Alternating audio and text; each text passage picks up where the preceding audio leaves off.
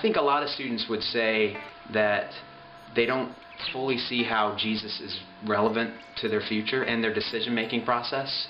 And so as a result, they sort of miss how Jesus has a specific plan for our lives. Students are asking themselves, am I going to make it in life?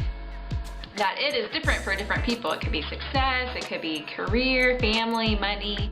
The thing is, the students don't realize that if they run after those things instead of Jesus, they're just going to be left empty and lonely and anxious.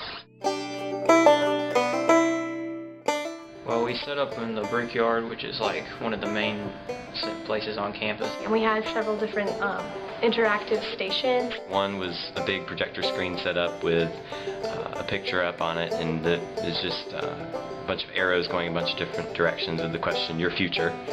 We asked people to come and write down on their hand one or two things, if they could get it down to one or two words that they want out of their future, what they want in their future. We had them write that on their hand with a Sharpie, took a picture, and then we printed that for the next day. The second stand we had was what affects these decisions that we're making to get to where we want to get in the future. We had them write on little sticky notes what most affected the way they made their choices. And from there we could ask, is God part of your decision-making process? And that could lead to some really interesting discussions. The proxy stations in the Brickyard sort of built to this Thursday night meeting, and we set it aside. We're going to bring a dynamic speaker who's going to speak just about this topic, and we're going to invite all the students that we engaged with at the proxy station to come and hear this if they wanted to come and hear more about this topic.